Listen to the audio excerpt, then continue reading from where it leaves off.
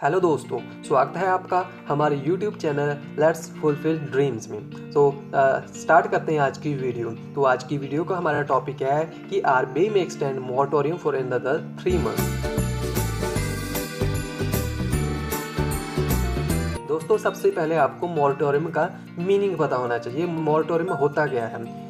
तो अगर मैं सिंपल लैंग्वेज में बात करूं तो मोरेटोरियम का मीनिंग होता है कि बैंक आपको 1-2 महीने का या 3 महीने का एक पीरियड दे देता है जिसमें आपको इंटरेस्ट की पेमेंट या फिर टर्म लोन के केस में ईएमआई की पेमेंट नहीं करनी पड़ती। तो उस पीरियड के बाद ही आपकी जो इंटरेस्ट या फिर ईएमआई की पेमेंट आपकी स्टार्ट होती है। तो मोरेटोरियम का मीनिंग ये कतई नहीं है कि आपको उस 3 महीने में जो मोरेटोरियम पीरियड दिया गया है उसमें आपको इंटरेस्ट चार्ज नहीं होगा। उसमें इंटरेस्ट भी लगेगा एंड जो आपकी प्रिंसिपल पोर्शन है उसमें भी इंटरेस्ट लगेगा, तो वो क्लब होता रहेगा आपको। तो अभी रिसेंटली मार्च 27 को बैंक ने सभी बोरोर्स को एक ऑप्शन दी थी कि वो मोरेटोरियम पीरियड ऑप्ट कर सकते हैं फॉर नेक्स्ट 3 मंथ्स के लिए। उसका मीनिंग ये है कि जो मार्च, अप्रैल एंड मई जो उसमें इंटरेस्ट आपको पेमेंट नहीं करना पड़ेगा वर्किंग कैपिटल में, एंड वो इंटरेस्ट आपका लगता रहेगा। तो इसका मतलब ये नहीं कि आपका इंटरेस्ट नहीं लगेगा, इंटरेस्ट आपका लगेगा। वो प्रिंसिपल आउटस्टैंडिंग जो पोर्शन होता है उसमें ऐड होता रहेगा। एंड उसके बाद आपको मीन्स जून के बाद आपको इंटरेस्ट के ऊपर इंटरेस्ट भी पेमेंट करनी पड़ेगी। तो अगर मैं वर्किंग कैपिटल की बात करूँ, वर्किंग कैपिटल लिमिट्स जैसे ओडी लिमिट होती है एंड सीसी लिमिट होती है, तो उसमें आपको 3 महीने का मोरेटोरियम ऑप्शन दिया गया था। इसका मतलब क्या था, जो मार्च का इंटरेस्ट था और अप्रैल एंड मई का इंटरेस्ट था वो आपको इन मंथ में नहीं पेमेंट करनी थी, वो 31 मई के बाद आपको पेमेंट करनी थी। तो इसका मतलब ये है कि जब जो इंटरेस्ट आपको मार्च, अप्रैल, मई में लग रहा था वो बैंक आपको अकाउंट में रिवर्स कर देता है। मीन्स वो आपके जो आउटस्टैंडिंग पोर्शन है, मान लो आपका आउटस्टैंडिंग जो लिमिट का बैलेंस 10 लाख है और 3 महीने में आपको इंटरेस्ट 2 लाख लगा, तो आपका जो आउटस्टैंडिंग बैलेंस 12 लाख हो जाएगा। एंड उसके बाद आपको जून के बाद आपको जो 2 लाख रुपए की पेमेंट आपको करनी पड़ेगी। तो मैं बात करता हूँ अब टर्म लोन में। टर्म लोन क्या होता है? टर्म लोन जैसे होम लोन की बात करते हैं, हम ऑटो लोन की बात करते हैं, vehicle loan, machinery loan and lab आ जाता है, जिसमें आपको ईएमआई की पेमेंट करनी पड़ती है। मीन्स आपको एवरी मंथ इंस्टॉलमेंट की पेमेंट करनी पड़ती है। तो इस केस में भी बैंक ने आपको मोरेटोरियम की ऑप्शन दी है। मीन्स आपकी जो ईएमआई है, मार्च, अप्रैल, मई की ईएमआई है, वो आगे सस्पेंड हो जाएगी। मीन्स आपको उसकी मार्च, अप्रैल, मई में आपको ईएमआई नहीं देनी पड़ेगी। तो इसका मतलब ये नहीं है कि उस पीरियड में आपको इंटरेस्ट नहीं लगेगा। तो आपकी जो मार्च की ईएमआई है और जो आपकी जून की ईएमआई है उसमें डिफरेंस होगा। इसका डिफरेंस क्यों होगा? बिकॉज ये जो 3 महीने बैंक ने आपको मोरेटोरियम दिया है इसमें बैंक इंटरेस्ट चार्ज करेगा, एंड जो इंटरेस्ट इस 3 महीने का लगेगा वो जो जून के बाद की आपकी जो बैलेंस ईएमआई रहेगी उसमें आपको वो स्प्रेड कर दिया जाएगा। एंड आपकी ईएमआई जून से आपकी जो ईएमआई होगी वो जो पिछली ईएमआई से थोड़ी सी ज़्यादा होएगी, बिकॉज उसमें जो इंटरेस्ट पोर्शन भी ऐड हो जाएगा मार्च से लेकर मई तक का। तो ईएमआई उसके आपको पेमेंट करनी पड़ेगी, वो थोड़ी सी ज़्यादा हो सकती है।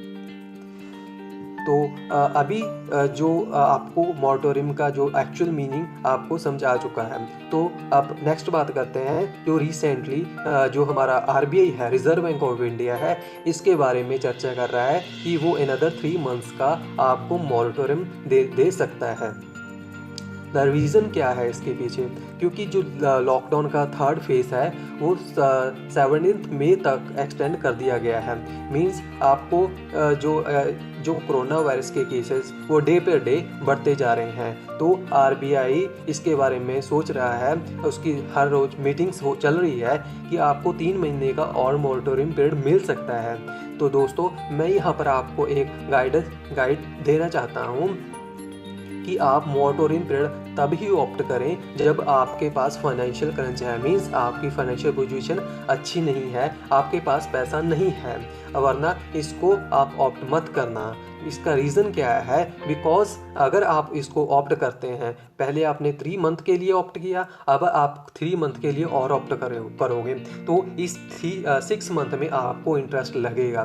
तो इस इंटरेस्ट जो लगेगा ये आपके प्रिंसिपल पोर्शन में ऐड होगा, एंड जो उसके मोरेटोरियम के पीरियड के बाद इंटरेस्ट लगेगा, तो उस पे जो उस पीरियड में आपको इंटरेस्ट के जो पिछला लगा है 6 महीने का इंटरेस्ट, उस पे भी इंटरेस्ट देना पड़ेगा।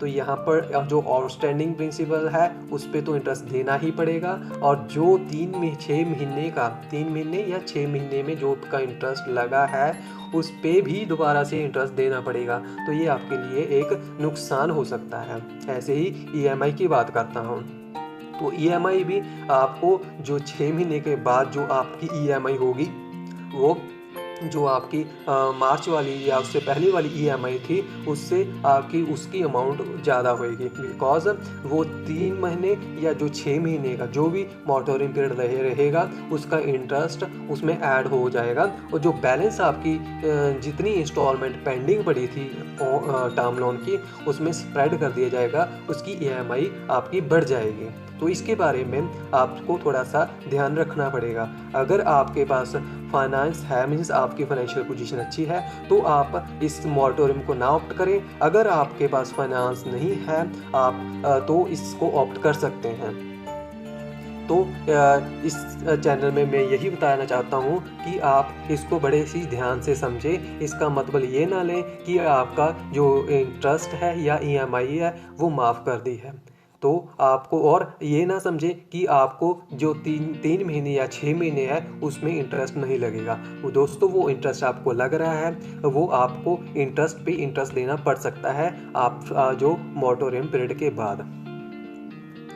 तो अभी तक बैंक की कोई स्पेसिफिक गाइडलाइंस नहीं आई है कि 3 महीने का जो मोरेटोरियम आपको दिया जाएगा। मे बी 1-2 दिन में वो आ जाएगी, तभी हम आपको इसके बारे में अपडेट कर देंगे कि उसका हमारे पास क्या प्रॉस एंड कॉन्स रहेंगे। तो इस चैनल को सब्सक्राइब करें, एंड जो बेल आइकन है उसको प्रेस करें, ताकि आपको